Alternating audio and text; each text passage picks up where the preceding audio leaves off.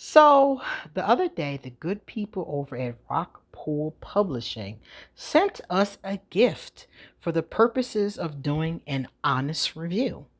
So that's exactly what we're going to do right now. We're going to take a look at Awaken Your Inner Magic. This is the Witching Hour Oracle by Lorraine Anderson, illustrated by Olivia. I'm not going to butcher her last name. It looks like Berkey. Here's the price. Here's the back in case you would like to screenshot it and read this. And here are the sides. My name is QueenAusetHeru, and thank you for joining me for another wonderful edition of Ask an Aquarius. If you haven't already, please hit the red subscribe button and smack the bell. Also, if you like this video, please give it a thumbs up and pass it on to anyone and everyone who might like it too. Please drop us a positive comment in the comment section.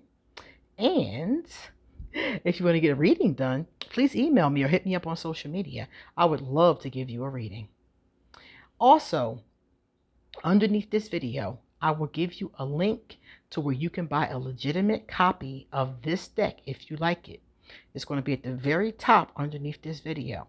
Remember, there are a lot of fakes out there. So whenever I show you a deck, underneath the video, I always put a link directly to the publisher, directly to where I got mine from, so I know that if you order from them, you will get an authentic copy as well. So let's take a look. We're here for the artwork, right, people? Let's go. There's finger holes on the side. Y'all know I love a good finger hole. I have a couple decks that don't have these finger holes, and sometimes, oh, here's the inside. Sometimes, I love that bright neon. Sometimes that can cause quite the issue with trying to open up the deck. I'm going to show you the guidebook. Oh, look at that glare. The guidebook is hefty. This is not a small guidebook. Looks like it's in color. Yeah, it's full color. Awesome. There's a lot written. It's not a lot like, pages and pages and pages, but enough for you to understand the meaning of the card. There are some cool spreads. Yes, I love a spread moment. So there's some cool spreads in the beginning. How to pull the cards. Some information in the back about other titles by the same. This is the illustrator. And other titles by the creator. I'm getting ready to get some of these Season of the Witch ones too for a review. They look interesting to me. Oh, here's the author. Beautiful young lady. And if you want to check her out, here's her information. And she's on Instagram. All right, so now that we've seen how awesome the guidebook is, let's see what happens when you open. So when you open, that piece of paper is there. That's always there. Just tells you how to download free Rockpool Oracle Reading Cards app that is available now. All right, here's the back if you're interested in knowing what that says. Now, let's check out the cards. So the cards are in plastic. Here's the bottom of the box. Nothing written there. But the cards are in plastic when you get them. So I'm going to free them from their plastic. There we go. All right, we got them. All right, so the first thing I'm going to show you before I show you anything else is the back of the card. This is the back. They're a decent size, as you can see. Let's put them in the card holder. They're not too big. They're not too small. I've noticed that most of the publishing houses have started to use smaller cards. There used to be a time when all of the Oracle cards were huge. Now they're going towards the smaller size. Here we have a standard size tarot card. And as you can see, it's still larger than it, but it's smaller than some of the decks that came out when I first started. So that's an interesting trend I've been seeing with the Oracle decks. It is, it's edged with that same green that the box has at the bottom and the top. It's not too thick. It's not too thin. A little glossy, very glossy, I should say, on the back. And very glossy on the front. So they're very glossy cards. That's the last card. I'm going to start from the beginning. So one of the things I tell people when cards are glossy, you have to be careful just really about taking pictures and like I'm using a light right now. So it can give you a real serious glare. But other than that, I like the gloss. It actually makes the cards shine and kind of pop more to me.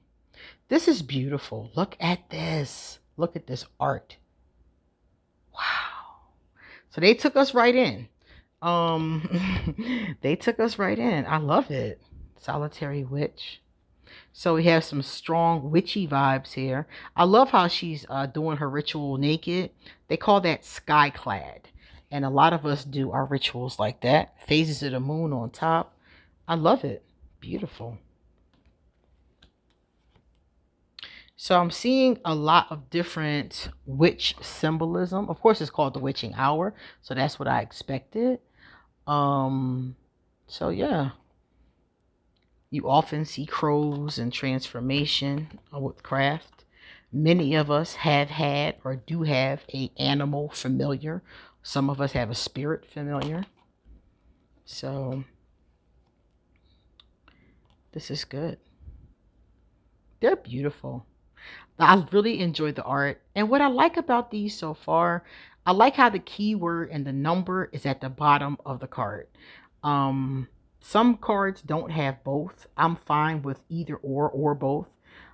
It makes it easier to find it in the guidebook when it's numbered. So I'm really feeling that. I like the fact that there is no border at all. I love the backgrounds and the witchiness of it. It's beautiful. Oh, wow. Look at this, guys. Deception. That's a really serious card. And we have a lot of... That's another thing I was getting ready to say is that you have some dark themes here. You know, betrayal, that looks like. But you have a lot of light here, too. So it's a real balance of the light and the dark. What goes on in life. Secret trail.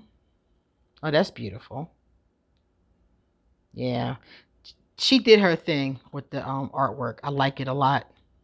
And I'm liking the titles. It's a title here. And then it's what it's talking about. So the hanging bones here is about seeing the signs. Okay. I would probably pair this with the Pure Magic Oracle by Judica Illes. I think it came out of Wiser Books. I'd probably pair this with that one.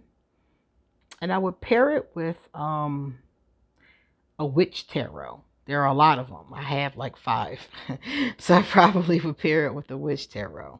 I'm seeing a great deal of cultural diversity in this deck, which you guys all know is one of my favorite things. I've seen some gender diversity so far. Not a lot of age diversity or size diversity yet. I do see some variations in body types, but they seem to be slight so far. Oh, the High Priestess. Hello. Love her eyes and her hair. Beautiful. So I'm looking to see if we have any crones in here. You guys know I love a good crone moment. Oh, that's beautiful. Look at that. I love her hair.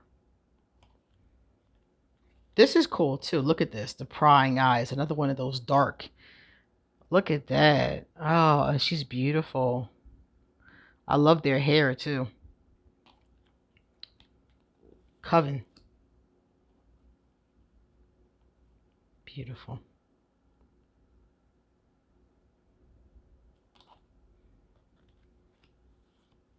I love the hair colors. I'm seeing pinks and ombres. I love that. That's beautiful. This is a really cool deck. I'm feeling this. Oh, look at him. and the flames of transformation. I love that. He looks like somebody who is fiery. Okay. Dancing. How beautiful. The freedom. I love that. That's one of my favorite cards. That is beautiful. Yes, some more nudity. I love nudity as art. I really do. Especially when it comes to like feminine, goddess, um any kind of nudity as art. I love that. I love it. I think it's so tastefully done and fun looking. There's so many books in the background of these cards. I like that. I like that emphasis on, reading. I know a lot of people who come into craft, they don't read anything. And I'm like, well, how are you going to know colors, correspondences, symbolism, herbs, oils? Like, how are you going to know all this stuff if you're not reading anything? So I love that this deck shows a lot. I've seen like a lot of different pictures with books in the background. That I'm feeling. Oh, wow. Ghosts. Forgotten ghosts. Wow. And here we have mud and moss. Again, tasteful nudity. I like this a lot. This is a deck that I already said I could pair it. I see a lot of ways to pair it. But I also see from this deck that it could be great for daily pulls. If you just want to pull one card and get a message and ponder that message for the day. You also, because the cards are so big and easy to see, you could use these along with your altar work as well. So if you wanted to put one of these like on the altar, like this could be good for the holidays. Mabon. Is that what it's called? Mabon? I think that's the one that just passed, and I'm not sure if I'm pronouncing it right. But Halloween would be next, and then Yule. So if you wanted to put these out for the seasons, you could do that too. This could go nicely on the altar for the seasons and honor them. Because sometimes you don't have the ability to have a full altar. So maybe just putting that card out is all you really have the room and space for. I know a lot of people who have portable altars, especially those who are transient and don't have a solid home, or they go from different homes. This is beautiful too. Again, more books. So I think this illustrator feels me on the books. That looks like a rose quartz. I love rose quartz. You guys know I collect a lot of those. I love that. I like the color schemes throughout this deck. We're seeing a lot of different colors, and they're not shying away from dark colors. They're not shying away from bright colors, pastels. I mean, they went in with the colors. The artist went in with the colors. That's beautiful. Look at the moon. I feel like if you're somebody who is a beginner, this would be really helpful in learning a lot more about craft. And I feel like if you are a expert or somebody who's been doing this for a while, I feel like a lot of this kind of stuff would be a great refresher to you, or just a reminder that it needs to be done. Because sometimes you'll know all this stuff, like you'll be aware of it, and getting a card like this, for example, Bewitched, you're under a spell. So you might know about hexes and spells and curses and things like that. And you might know that sometimes people put them on different people. But you get this card and like, oh snap, am I under a spell? You know, it's good food for thought. Maybe it's time to do a cleansing ritual. Or here's another cleansing ritual, bathing in the river. That could be a cleansing ritual too. Or it could just be like it is here, self-care. Beautiful. I haven't really seen much crone energy. In one of them, there was a ghost.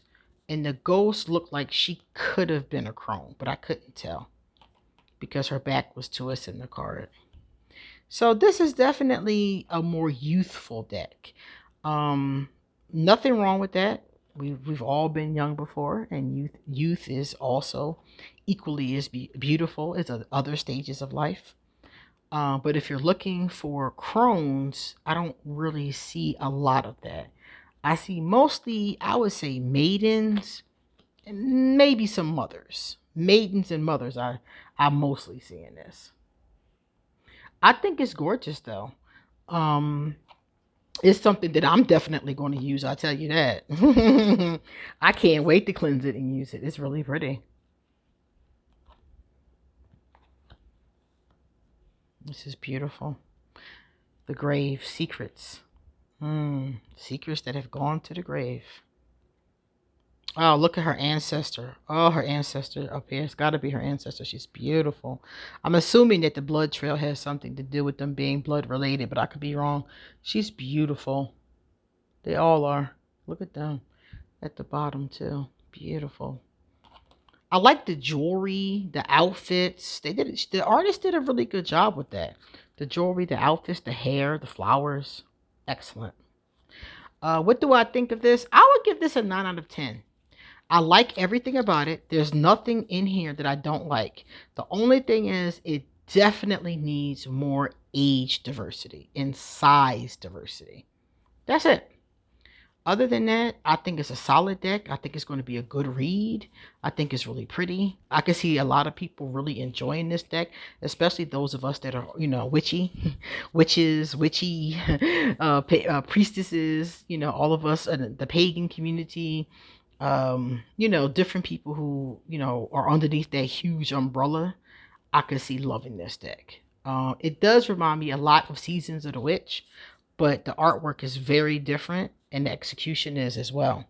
So before we go, what I'm going to do is I'm going to go through here and pick out one of my favorites and we're going to read it. How about that? Let's see what this deck is, how this deck really performs. This is number 19. And we're going to see. The key words for this one are transformation. A new you is emerging. Release the past. The tarot companion for this card is the Tower. So this has the energy of the Tower. The flames represent dramatic changes.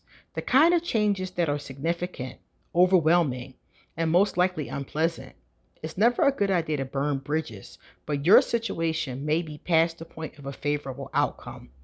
Now it's more important to cut your losses and begin to rebuild rather than trying to salvage anything from the rubble. Your situation doesn't have to be as ominous as it sounds if you are willing to make the choice to move on. Change can be rewarding if you allow yourself to go with the flow rather than clinging to what is no longer a part of your path. If you choose to stay in your current situation, know that there may be severe consequences. This card is a strong warning to avoid self-destruction and making choices you know to be harmful to yourself and others. This is your chance to walk away and to let a new you emerge. If your reading is about love or relationships, consider how your actions may be making things worse or how your temper can be getting the better of you. If your question is about finances, this is a wake-up call to be more mindful of your financial situation. If your reading is about your career, it could mean sudden shakeups at work. Companion cards. The flames brings dramatic change no matter where it's placed in a reading.